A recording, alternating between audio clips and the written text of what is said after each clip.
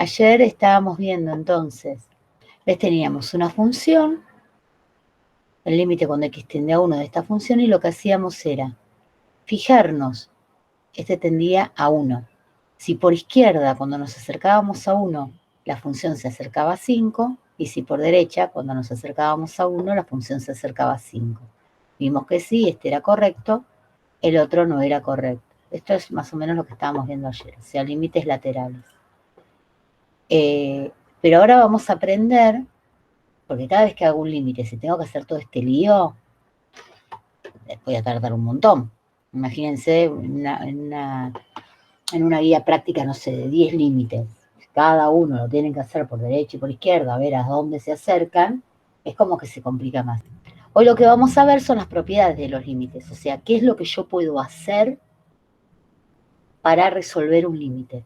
Y van a ver que no es muy difícil, porque en realidad el límite, las propiedades de los límites son como muy nobles. Vieron que cuando tengo, no sé, las propiedades de la suma es conmutativa, es asociativa, o sea, puedo cambiar el orden de los sumandos, puedo juntar las sumas como quiero. Si tengo una suma larga, puedo decir, bueno, sumo estos dos, y después los sumo. Bueno, tiene elemento neutro, tengo un valor que tiende a 0, pero por ejemplo, no sé, la división no tiene todas las propiedades, entonces tengo que pensar bien qué es lo que puedo hacer y qué es lo que no puedo hacer. En el caso de los límites, vamos a ver que cuando empiezo a mirar qué es lo que pasa, siempre que tenga un límite cuando x tiende a es un número cualquiera de una función, cuando dice si el límite de una función existe, es único, ¿sí? En realidad la función no puede tener dos límites, siempre va a tener uno solo. Por eso es que si por izquierda y por derecha me dan distintos valores, no es que me pongo a pensar cuál es el que da, sino que digo no existe y listo, tiene que ser único. El resultado del límite lo llamamos L, ¿sí? Porque viene del límite, nada, simplemente eso. Para hallar el límite de una función se pueden considerar las siguientes propiedades siempre y cuando los límites sean finitos. O sea, límites finitos significa que se puede cuantificar. Es lo contrario a infinito. Infinito es que no se puede contar, es como algo que está ya muy lejos y no puedo saber cuánto vale. Entonces vamos al primer límite, a la primera propiedad. El límite cuando x tiende a un valor a de k, es k siempre que k sea un número real. O sea, el límite cuando x tiende a 3 de 8 es 8. El límite cuando x tiende a 25 de 3 es 3. ¿Sí? Si en realidad no tengo una función que depende de x, sino que tengo una función constante, el valor del límite es ese mismo número de la función constante. No, estaba acá. Vamos a la segunda propiedad.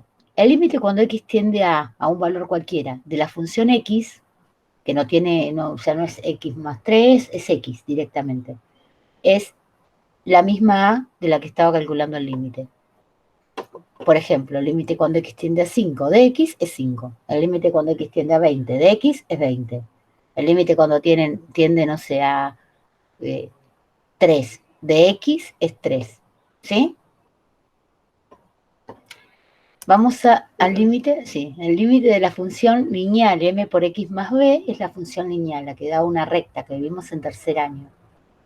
El límite cuando x tiende a de m por x más b es el límite cuando x tiende a de m por x más el límite cuando x tiende a de b. Espérame que vamos a anotarlo en el pizarrón. Dice, el límite cuando x tiende a un número cualquiera, a de m por x más b, m por x más b es la función lineal, o la función polinómica de grado 1, es igual a, pues esa flecha, y el límite cuando x tiende a de m por x más el límite cuando x tiende a de b. Esta parte que está acá es la de la función constante que vimos en la primera propiedad. que habíamos dicho que el límite cuando x tiende a de una función constante era el mismo valor de la función constante, o sea que esto da b. Y esto da m por a. Y ustedes dirán, ¿qué es m por a? M por a es, m es el valor que decía acá que estaba multiplicado, y a es el valor al que tiende al límite.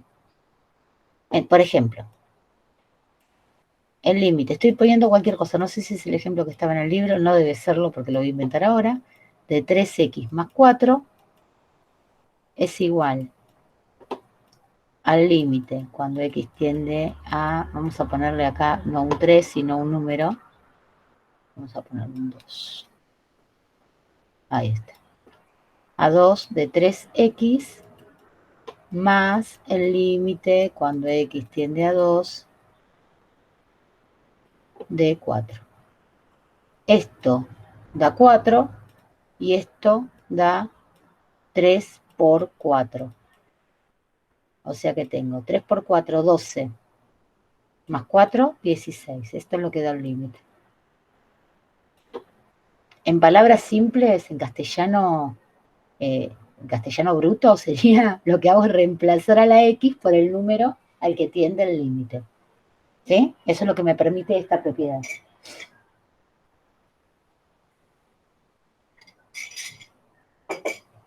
Cada vez que a un límite lo tengo que separar así, en realidad no, va a depender de lo que diga el ejercicio. Si el ejercicio dice resolver aplicando propiedades, sí. Si el ejercicio dice resolver, no, no es necesario, directamente reemplazo y ya.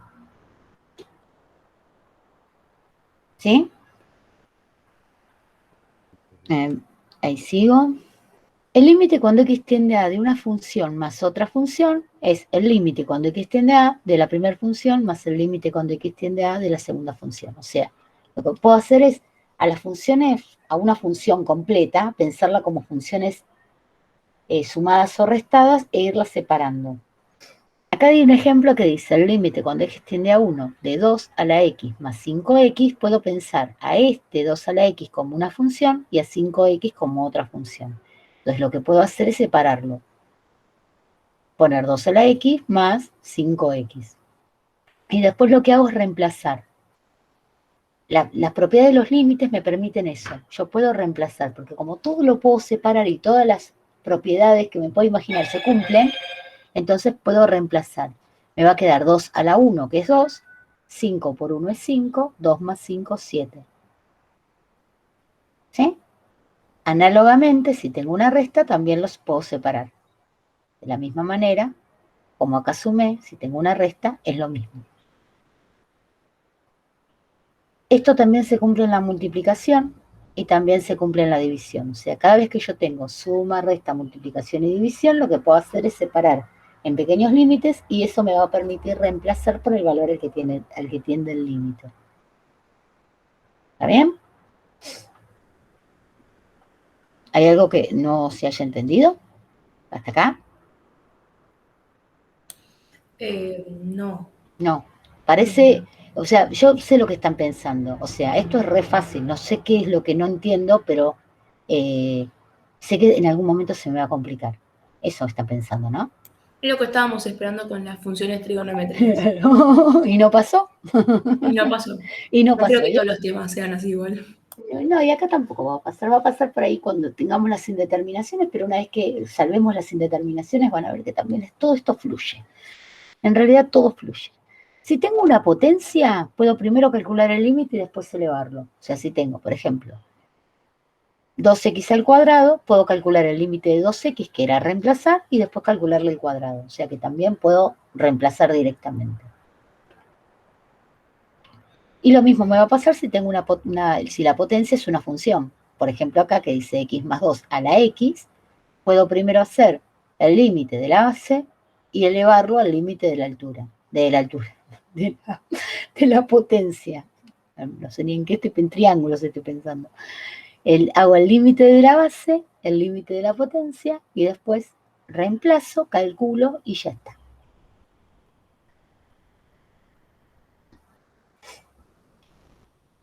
Vamos a hacer, ya está, se terminaron las propiedades. O sea, en conclusión, todas estas propiedades, lo que me dicen es, vos lo que podés hacer es reemplazar.